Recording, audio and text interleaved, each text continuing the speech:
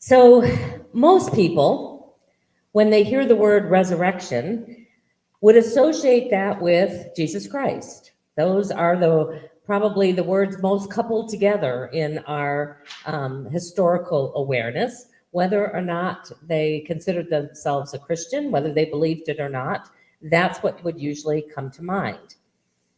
The risen Christ is really that foundational piece of Christianity. If Christ had not risen, we'd probably be having a different conversation here today.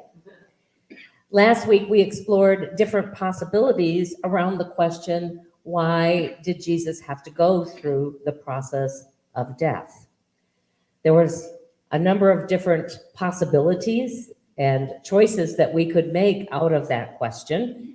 We looked at atonement for our sins, which is probably the one that a lot of Christians believe and hold. A path to become one with the body of Christ, as Paul believed and wrote about. As a revelation of God's love. Charles Fillmore believed it was to break our consciousness of negative thinking. It might have been a way for God to experience divine love in our deepest human suffering, that God lowered himself all the way, or deepened himself all the way, or herself, or itself, into the fullness of what it means, both as joy and as suffering in our human condition. It could be as a reflection, as an example of the necessity of our own crucifixion experiences in our journey of spiritual awakening, or some might call it spiritual resurrection. How you choose to understand the crucifixion will certainly inform what you believe about the resurrection. How you choose to understand death will inform your belief about personal transformation, personal resurrection. I wanted to share with you this morning this short video from Father Richard Rohr, who is the author of The Universal Christ, and offering a different lens or understanding of how we can view both death and resurrection.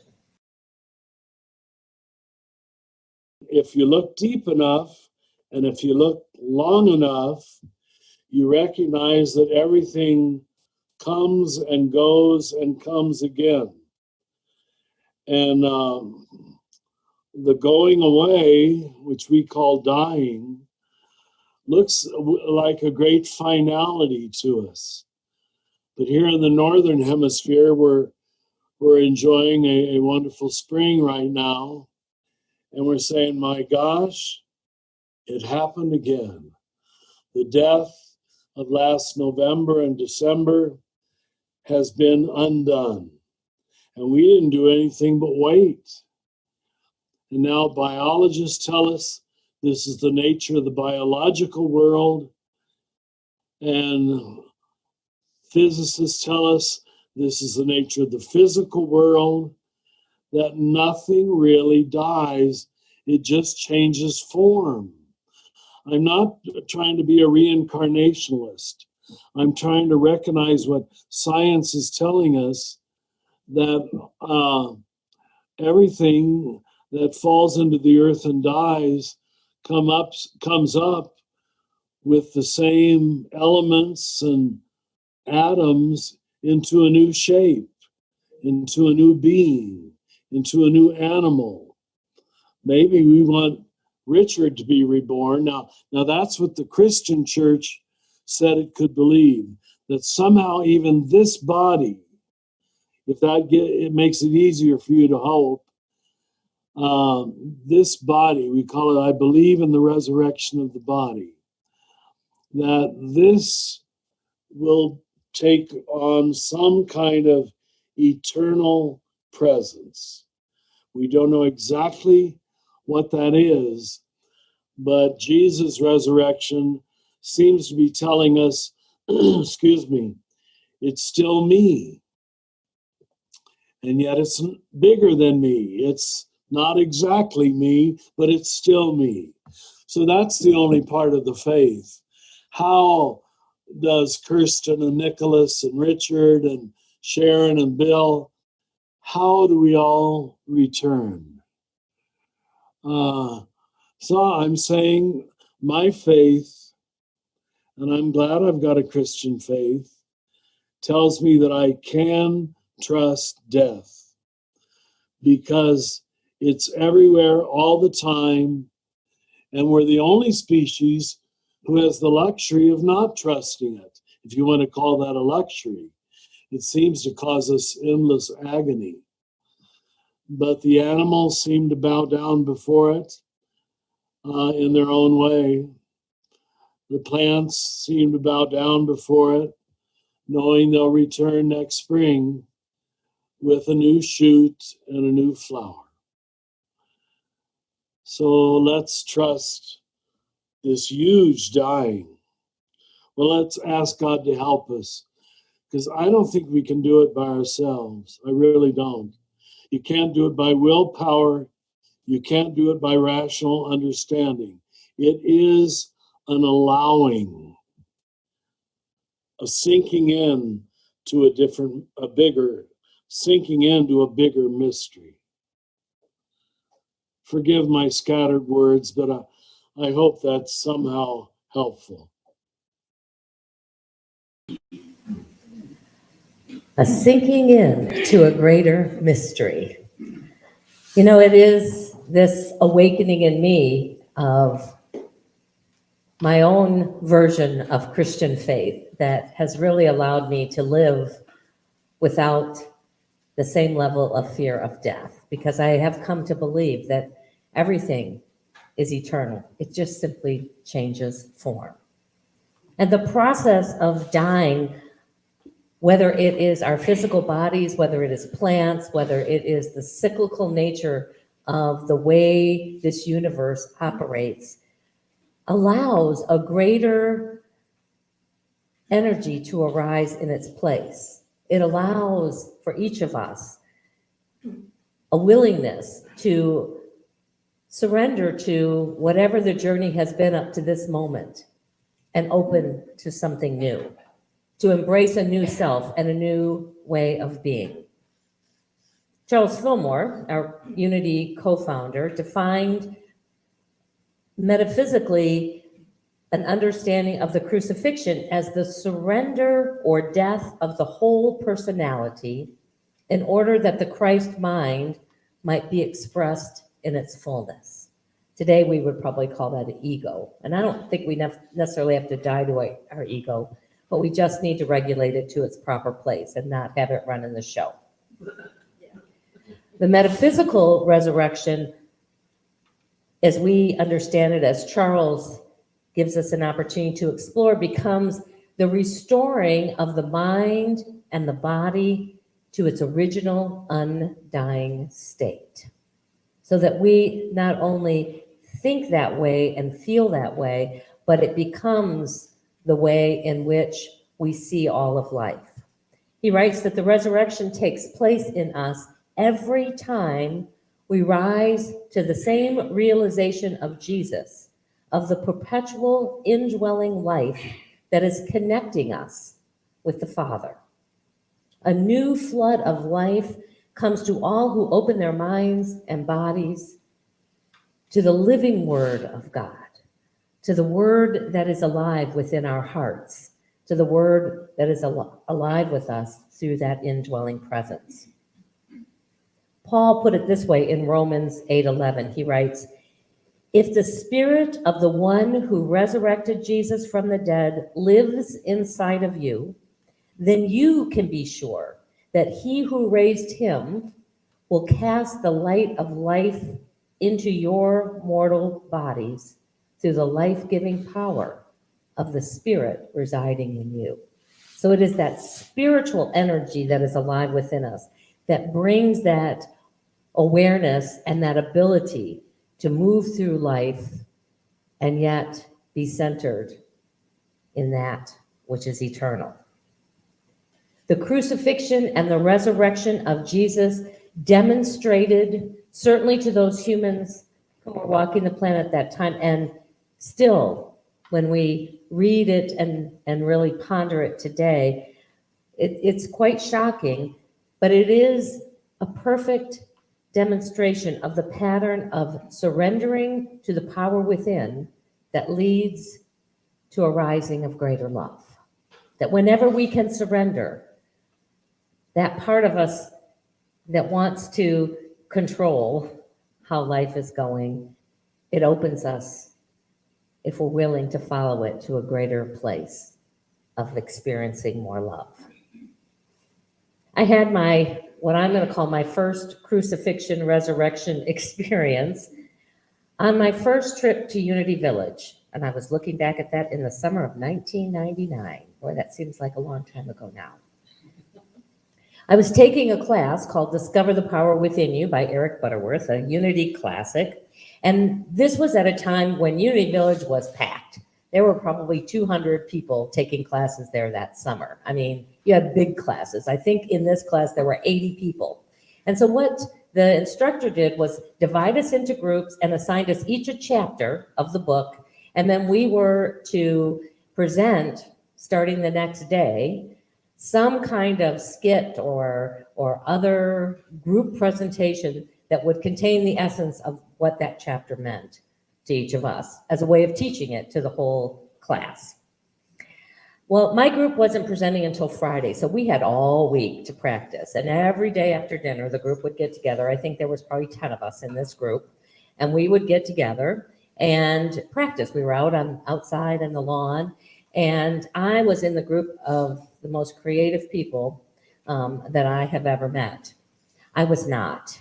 I was very type A at that point. I had been type A most of my adult life, so I was living out my type A personality. So while they're all dreaming about what we could do, I'm standing there with my notebook trying to write it down. Oh, okay. So then as soon as I'd get one thing written down, they go, no, what if we did this? And so I'd scratch that out and I'd write down the next thing. Well, by about Wednesday, and I'm getting nervous because we got to do something. I mean, we're supposed to be presenting something. It was degrading even more. I mean, we knew less about what we were going to do on Wednesday than we did Monday when we first met together. And in my frustration, I just sort of slammed my notebook down. It's like, there's no sense in me trying to, control this because it's going nowhere. And I realized then a little bit later that I had left my notebook sitting on the thing. And I was taking 4 classes, and it had all my notes for all my classes. And I was big about wanting all my notes for all my classes, and went back and the notebook was gone. Spent about 2 hours trying to find it, checked, lost it. No, just disappeared. And by about 9:30, 10 o'clock that night, because now I don't have any notes, what am I going to do? I was going to be a licensed Unity teacher, I thought at the time, and I needed all those notes because I was going to be tested on it at some point in time. I found myself in the Peace Chapel, laying flat out on the floor. The Peace Chapel there, for those who haven't been there, it's a small little room. It's open 24/7. It has 6 chairs in it, so anybody can go in anytime and pray in that room. Well, I was the only one in there. I was prone on the floor, bawling my eyes out, because I had just thought I had made the biggest mistake ever. It's like, I don't belong here. All these people have been talking, I've heard them all week about how wonderful mystical experiences they've had. I had not had any of those. They were talking about their years of experience. I had just barely been in Unity. I didn't know much of anything at that time. And I said, God, I don't understand. I don't understand why you brought me here. I don't understand why you've given me this vision. You picked the wrong person. This isn't going to work. I can't do this. I don't know how to do this. And then I finally said, I give up. I just give up. I don't know what else to do, so here I am. And as soon as I kind of went, I give up. I'm done. Can't do this anymore. It's undescribable in some ways. I had this peace that just fell over me. It was the most peaceful I think I've ever felt in my life. It was the most relaxed I think I'd ever been in my life. And I just heard a little voice whisper, it's all good. Don't worry about it. It's just, and this is the word I finally got. Go with the flow. Go with the flow. Now, they might have just had said, train elephants, and, I would have known as much to do with that as I would to go with the flow. And so the next day, all I kept hearing in my little earworm was, just go with the flow, just go with the flow. And so I did. I went and bought a new notebook. Somebody else, you got some notes I can cover? Okay, great. They made me some copies of notes. And we met for our play. Now, by this time, tomorrow was the day. Nothing had changed. They were still, ooh, let's try this. What if we did this? And I just stood by and I just laughed. I have never had more fun in my whole life doing a group process when I was really willing to go with the flow. That, I think, for me, was my first experience of truly surrendering and following a guidance that had no grounding in the physical reality that I had been accustomed to using as my guide, but just let it lead me to where it wanted to go. I often hear this as what people would experience when they've gone through the process of being saved in the Christian church that does that, of being born again. It's sort of that same pattern that people experience, this surrendering to, whether they call it Jesus or the Christ or some power that's within them that's greater, change their life for the better. One of my best friend's father is probably one of the greatest demonstrations of that, how surrendering, this dying to the old self in order to allow something else to become more present, more in the lead of our lives. He would describe it as that moment where everything that was before him had died and he rose into a new way of being. So when he was in his 30s and he was an alcoholic and he was struggling to even help pay the bills, her mom had to go to work because he didn't have a reliable source of income.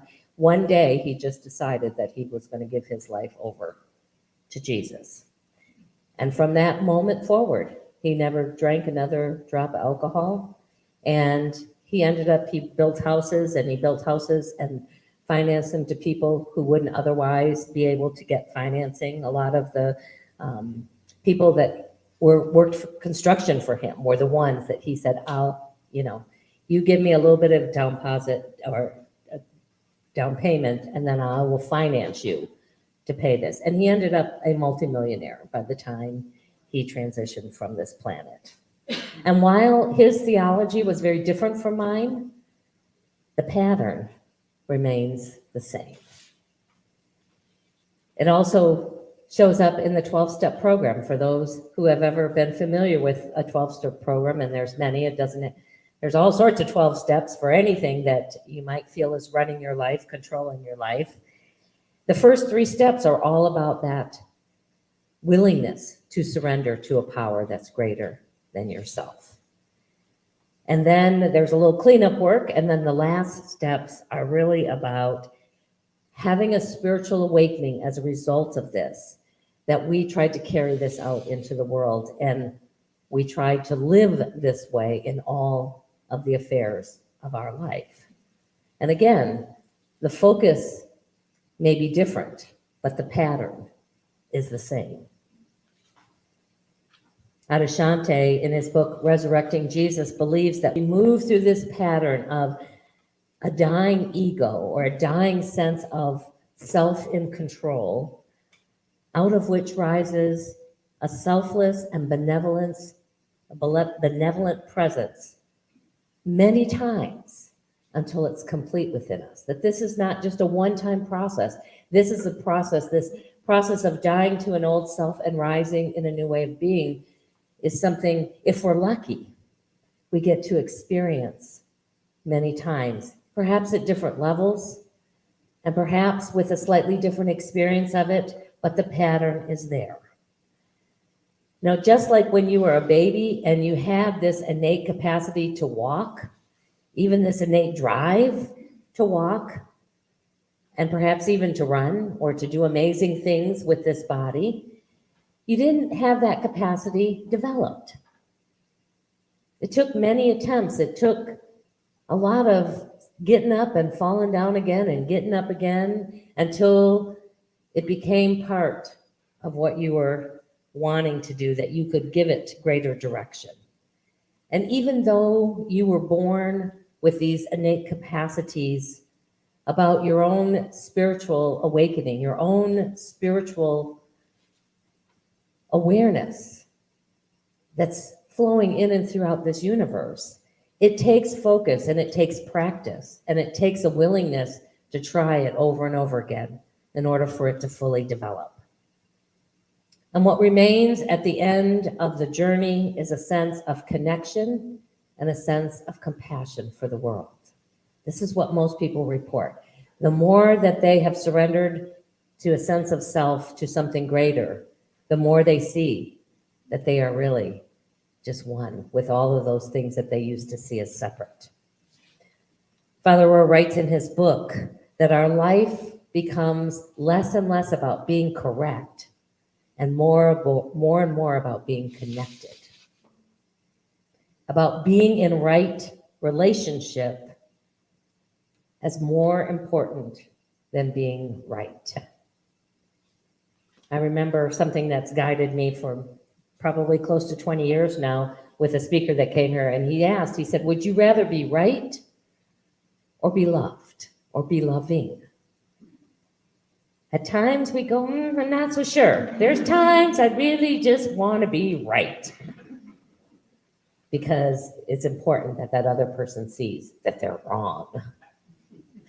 But that's the journey for each of us. It becomes about really what we most value and our willingness to do what's necessary to step into all of that. Surrendering to the small self and rising in Christ awareness reveals a God who is in total solidarity with all of us at every stage of our journey, and a God who will get us to our destination together in love. It's inevitable. We can fight against it. We can choose not to cooperate. We can go our own way. We have that unique capacity, as Father Rohr said. We, being the conscious beings of this universe, at least in our sphere, have the capacity to choose. And yet, always, whenever we're ready to surrender and to open to something greater, it's always there waiting. That is the good news of the resurrection. And so I invite you to join with me, and we're going to move into a time of meditation to see if we can't create that sense of connection with this divine force of good. So as you get comfortable where you're at, perhaps you want to close your eyes just to shut out the outer world for these next few moments. And just become aware of your body, become aware of your thoughts. If you tune in closely enough, you can even be aware of your heart as it's beating in the center of your chest. And the breath that is constant, even when we pay no attention to it, always flowing in and out of our bodies.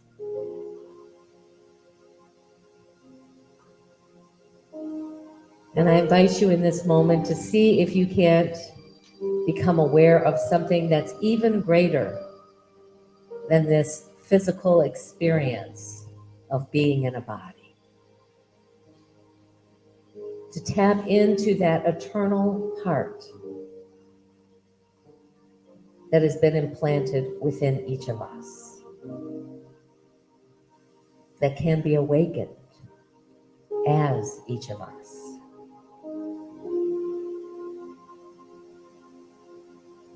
And just allow these words I share with you to become your own. Change me, divine beloved, into one who fully trusts your path for me. I surrender all perceived problems, into your transforming light. Change me into one who lets go easily and stops chasing outcomes. I am willing to let everything that needs to go, go. I am willing to let everything that needs to come, come. I am yours.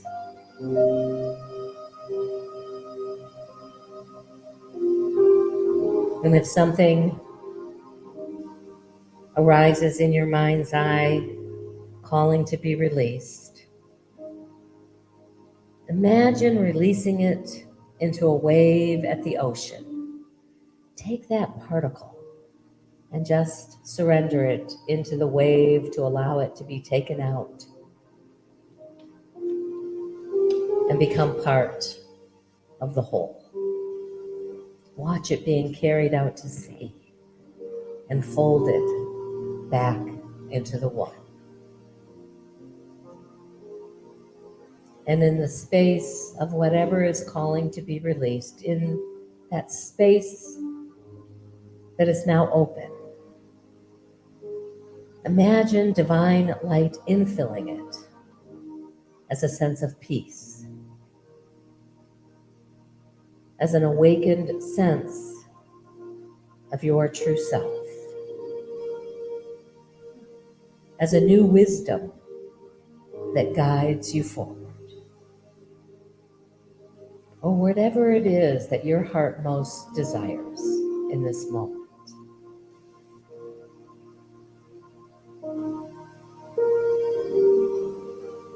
And from this expanded light, let me extend kindness to all who need it.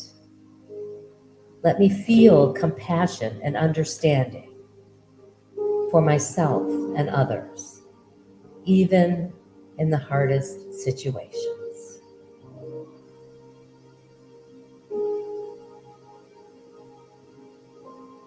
I am yours. You are mine. We are one.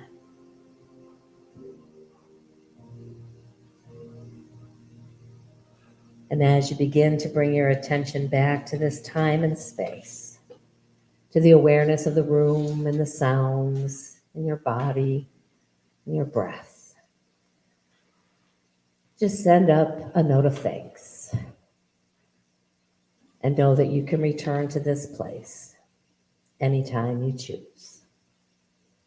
And whenever you're ready, you can open your eyes. You know, if we look at this physical universe, light is not something that we can see. You cannot see light. Well, maybe in particles and waves with certain instruments that we've chosen to have it reflect back. But light is always there. Light is the thing that allows us to see more clearly. So that whenever we're seeking to know how to let something go, or know how to step into something that's calling us into greater expression of who we truly are, just ask the light to come and show you the next step on this path. Well, it is our opportunity to just give thanks for all the good that's in our life. We are celebrating today, and I don't know if somebody else was going to share this, but I'm going to share it now, and then that might free you up from sharing it. We are celebrating today that the insurance company, we've come to some agreement with them, and they've cut the first check. So life is moving on in here. We're working to do some enhancements with the support of the insurance company in here so we can stay here and still have services for what will probably be several more months until we can get to the space where we'll move back into our sanctuary. So we're just celebrating all of that. And we're also knowing that there is enough to cover whatever those needs are that comes up. We know we do have a $10,000 deductible.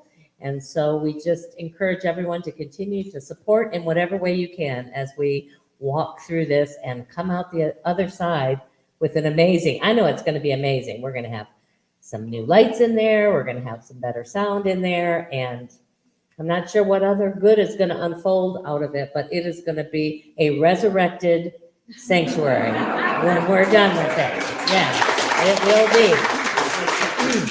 And it will be good and strong and stable for many, until I'm in that place where I'm now in spirit. I'm going to know it'll be way outlasting any of us here. So let us take this energy of all the good flowing in and through our lives and in and through this community and join and bless it together. Divine love, as me, blesses and multiplies all that I give, all that I receive, and all that I am. So as we go into this day, into this week, seeking that light to guide our way, we go knowing our prayer for protection together. The light of God surrounds us. I am the light of God.